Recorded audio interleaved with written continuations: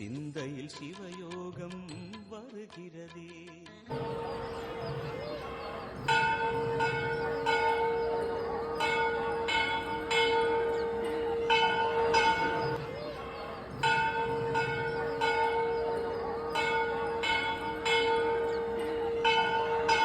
ஓம் ஷிம்லாய வித்மகே கலகஸ்தாயி தீமகே தன்னோ வாராகி பிரசோதியாத்.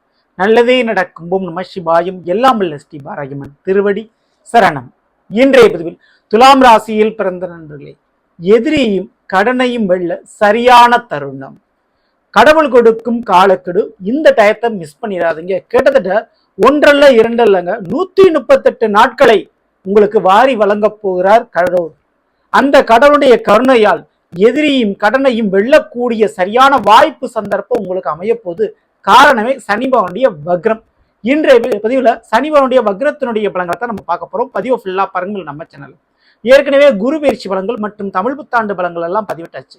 பார்க்கலன்னா சேனல்ல போய் பாருங்க. மேலும் டிஸ்கஸ் லிங்க் இருக்கும், பிரஸ் பண்ணி பார்த்து பயனடைஞ்சுங்க. மறக்காம நம்ம சேனலை சப்ஸ்கிரைப் பண்ணிட்டு குடைத்தர பெல் ஐக்கான பிரஸ் பண்ணிட்டு பக்கத்தில் ஒரு ஆளுநர் பதிவு தவறாம செலக்ட் பண்ணிச்சுங்க. அப்புறம் தான் நாங்கள் பதிவிடக்கூடிய அடுத்தடுத்த பதிவுகள் உங்களுக்கு உடனுக்குடன் நோட்டிபிகேஷனாக வந்து சேரும்.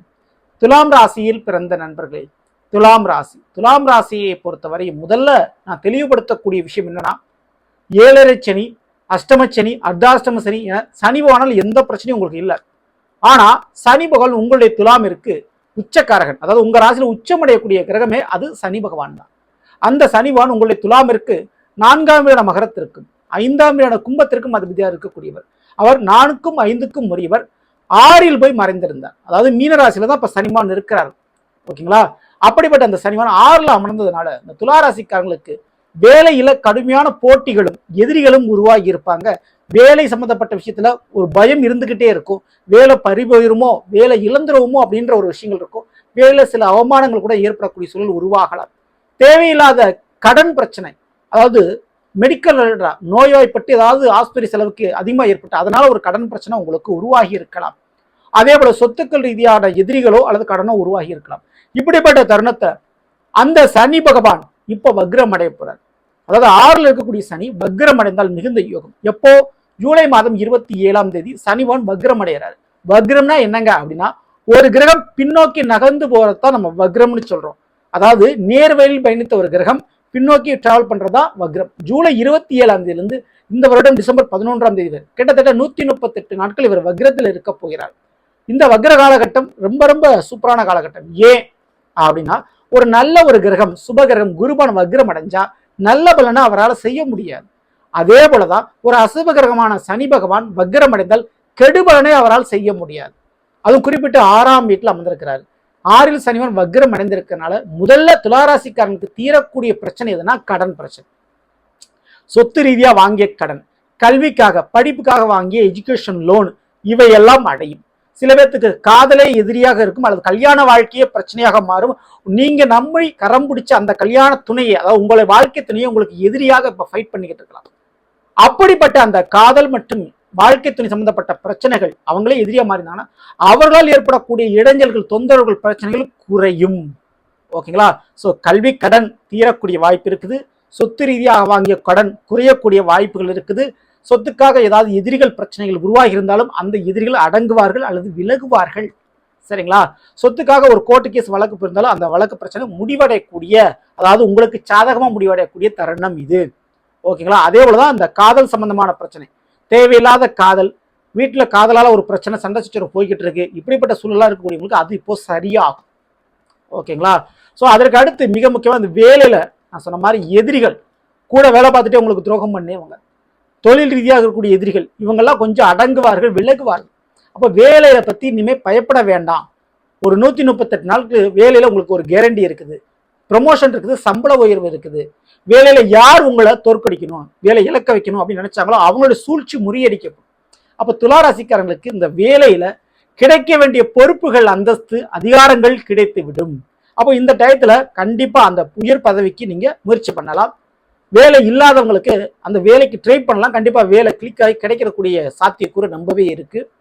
மேலும் இந்த ஒரு நேரத்துல, அதாவது சனி வக்ர காலகட்டத்தில் சனி பார்வையால் ஏற்பட்ட பிரச்சனைகள் இப்போ சரியாகும். அதுவும் குறிப்பிட்ட துளாராசிக்காரங்களுக்கு உங்க வாழ்க்கை துணை, அதாவது கணவர் மூலமாக ஏற்பட்ட பிரச்சனைகள் கொஞ்சம் குறையும்.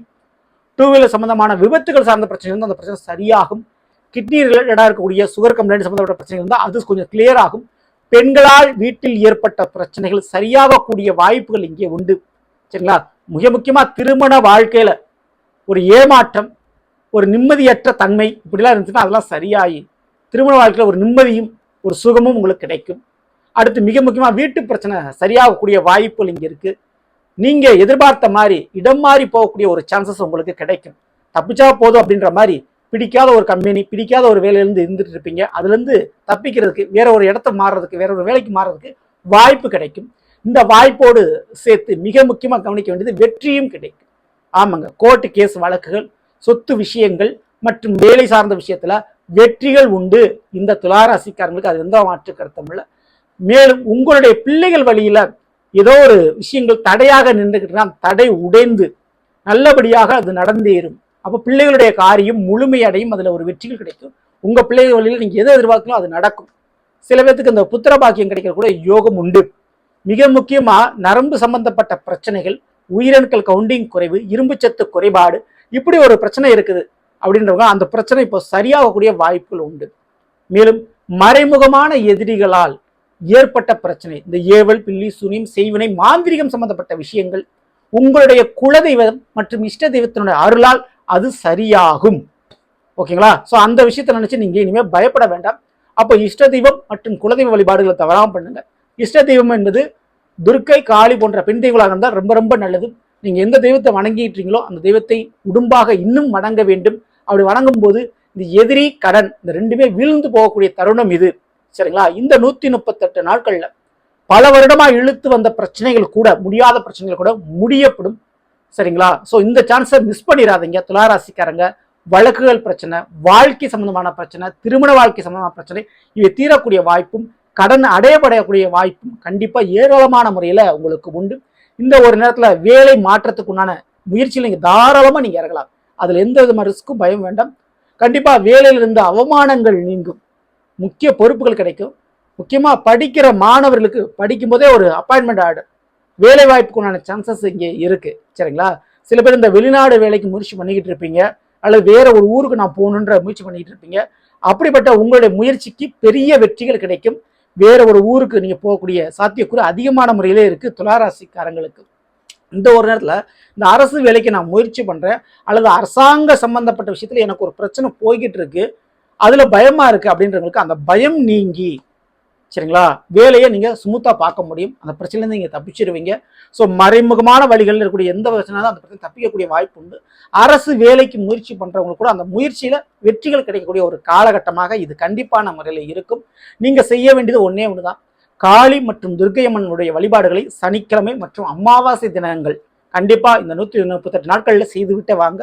கண்டிப்பா எதிரி மற்றும் கடன் சார்ந்த பிரச்சனைகள் அடியோடு உங்களுக்கு தலைகீழாக மாறும். சரிங்களா? தவறாம அந்த வழிபாடுகளை பண்ணிக்கோங்க.